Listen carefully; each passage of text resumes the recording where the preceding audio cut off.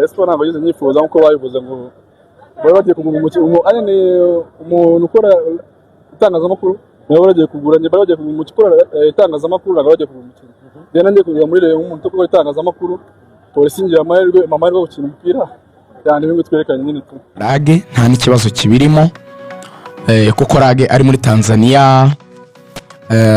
Lorenzo yabivuze neza ko Anta niyo breaking iyo nkuru ni inshuti ya Rage cyane. nizo live za Instagram bari bavuga niyo bazibanaga ama live ya Instagram ni umuntu baganira umunsi ku munsi, ni inshuti ya Anta. Burya ari abantu baba inshuti z'abakinnyi. Anta rero ari muri iyo kategori rwose y'abantu baba inshuti n'abakinnyi cyane. Yagiye rwose uwitwa niyo nkuru Vladimir ari nawe wamuranze mu ikipe ya Singida Big Stars, ajyayo rero agomba kuganira nabo ngo asinye, birangira batumvikanye. Rayon Sport niyo yishyuye tike y'indege yakuye Rage muri Tanzania imuzana mu Rwanda nk'umufrendi cyangwa umukinnyi bifuza, bamuzana bavuga bati ngwino turebane mu maso tuganire uri Kigali mu Rwanda. Mu kujya kumwakira ntabwo be expectingaga ko president wa Real bumwakire, ahubwo umva uko byagenze. Claude w'imishinga numwe mu bantu muri Rayon Sport bazwi, niwe wagiye kwakira Rage, yagombaga kumujyana kuri apartment ari gucumbikamo, hanyuma akaza kubana na president wa Rayon Sport nyuma. Ahubwo mu masaha Rage yagereye mu Rwanda, president wa Rayon Sport yari afite abana muri famille ye baje mu Rwanda muri vacances, yari abajyanye kuri airport bagiye gusubira hanze y'u Rwanda. Donc kwa kundi utegereje ko abana binjira mu kibuga noneho musezeraneho, muri uwo mwanya nibwo indege ya Rage yari irimo irarandinga.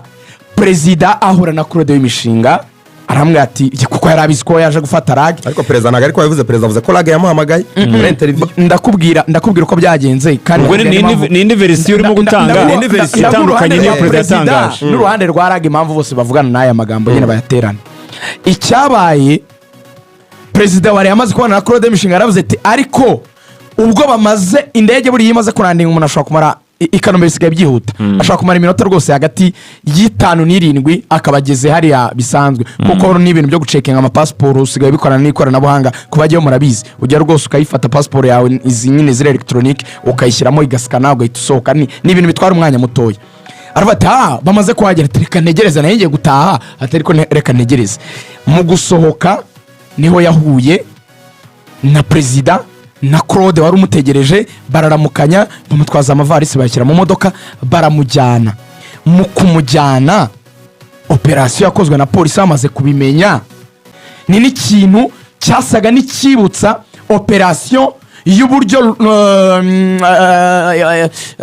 Rwatubyaye avi Burayi abareyo bavuze ngo twamunyujije ngo ahantu ngo hakunze kunyura abitabye Imana iyo bari kwinjizwa mu gihugu wenda baguye hanze y'u Rwanda, ngo operation ngo apere ngo ntiyamenye uko yagenze, ngo bamutegereje ngo abantu basanzwe banyura ngo bamwinyuriza hirya nyine ngo abantu bitabye Imana, ngo arinda nyine ngo azare Rayon Sport iramusinyisha, ngo ni nako babigenje ngo basinyisha Yannick ngo yagiye ngo kuba ngo ahantu ngo Igikondo ngo hamara iminsi 2, ngo yashatse no kujya kwegoshesha mu mujyi, ngo Petit Frere wa Gacinya wagiye muri aperi witwa Regis, ngo arinda kumuzanira umukwa afera Igikondo ngo amwogoshereraho, ngo arinda sinyira Rayon, ngo aperi tabizi, ngo bigisubiyemo ngo no kuri Rage ngo turongera tuba papure. Mwatemuje nyaho no muri aperi ni wakoze operation bamushyira muri polisi, sindi uvuga amazina, sindi uvuga ngo ni umuyobozi uyu n'uyu, ariko imodoka yaraje buretse nsoze,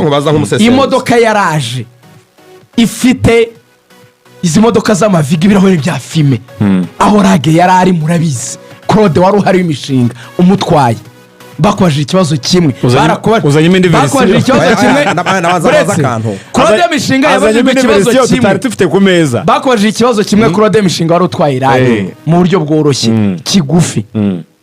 Rage turashaka kuganira, Rage abantu bari bamuhamagaye kuri telefone ababwira ahantu ari, imodoka Claude wari witwaye irahagarara, barakubaza bati tuganire na Rage hari icyo bitwaye, wari bibonye iramutwara uravuga uti ntacyo bitwaye, baravuga ati Imana ifasha ahubwo ntiyarazi oya yarabibonaga ko ari imodoka nyine y'abantu bahatari. Umuntu uramufata kuko ntiyari yagasinye, ava mu modoka yawe ajya muri iyo modoka, baramuzana ku cyiciro cya polisi, baraganira, bamuha diru irenze iyo rero yamuhaga. Biri simple, sinzi impamvu dukomeza ibintu. Asinyira polisi. Iri terana ry'amagambo ni ikintu kitari ngombwa. Why? Niba rero yari ifite amikoro make, Raga akabona amikoro yisumuye muri polisi, si icyaha. Tuduramatiza ibintu bitari ngombwa, si icyaha. Nanjye uyu munsi radiyo Rwanda iri kumpa amafaranga, hakaza ikindi gitangazamakuru kimpa ayarenze, ngahitamo kujyayo. No beef. Hari ikibazo kirimo Lorenzo, baravuga ngo no hard feelings. Ndebye ibyo nakuraga hano nkareba n'iby'ahandi bampaye, misemo gufata iby'ahandi bampaye. Simple. Perezida wa Rayon nta kinego kirimo kuba Raga atarasinyiriye, si kosa ryawe. Sesengura aka kantu kamwe tugasoza na Rage dusoza tuva kuri ingingo. Dore niko Rage nawe ari gukora, ariko namugira inama. Rage nareke gukora, niyo nashaka kugana n'ubundi. Rayon ifite abakunzi benshi. Wafashe decision yawe n'amahitamo yawe n'amafaranga wabonye, ubona ko akomeza asa nkaho ajya kurinyega Rayon Sport. Icyo nagiye kubaza reka tugiye bihandorinze. Muhajiri yanze gusinyira Rayon, asinyira polisi, ariko nta magambo. Rage arabizi ko nubwo yaba yarahawe miliyoni 80 mu myaka ibiri agasinyira polisi n'uburenganzira bwe pe. Ariko none Rage arabizi ko atari Messi, arabizi ko atari umukinnyi ukomeye pe, sibyo? So nibonye amahirwe yo guhabwa umwanya wo gukina ahantu avuye, Rage avuye muri Sweden, ekipe ya Sandviken yo mu cyiciro cya kabiri yazamukanye nayo. Rage yabonye bench, iyo wabonaga bench abagagira imana. Ahantu avuye nge nkurikira iriya kipe, umunyamakuru wayo rwose tuziranye, kwa kunuvuga ngo donc wasiri wayo Lasiri wa Sandviken turaziranye amakuru. Rage yabonye bench muri la kipe avuyemo yabagagira imana, sibyo? Amaze igihe adakina. Rage ukuntu yavuye mu Rwanda nanone atari umukinnyi ukomeye, sibyo?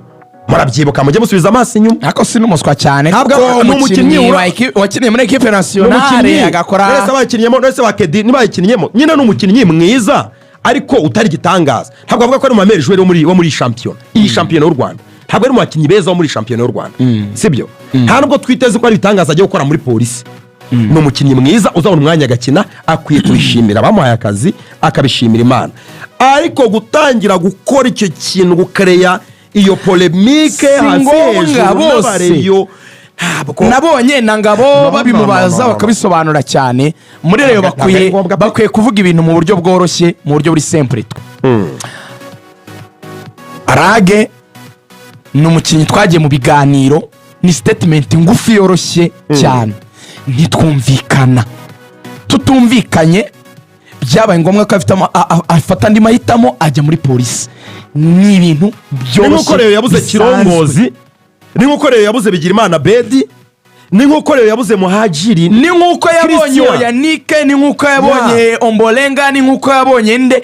C'est normal, nta kintu gishya kirimo kumukinnyi areka kujya mu ikipe akajya mu yindi. Dusoza ngarutse kuri perezida wa Rayon. Ngarutse kuri perezida wa Rayon. Dusoza kuri ingingo. Ejo bitazagera aho Rage azajya afata umupira bare bakamuzomera, si ngombwa. Niba koko perezida wa Rayon yaragiye ku kibuga cy'indege aherekeje abafamiliye be agahura na Rage gutyo byikoze, ndumva byari byoroshye kubivuga kurusha kuvuga ko Rage yamuhamagaye nk'umufrendi, akahimwakira nk'umufrendi kandi azi ko yambaye isura perezida. Urwego rwa perezida wa Rayon Sport, akazi akora, inshingano afite, business ayoboye, kuyobora Darwa agaciro ka Gisozi, ufite business zikomeye nka Ragroir, ntabwo ari umuntu wo kuva mu kazi ke ngo agiye kwakira Rage. Rage ni umwana muto cyane, nk'umufrendi, iby'ubucuti ntacyo, nk'umukope. ni ibintu byanze transfer kuba yakwanga birasanzwe.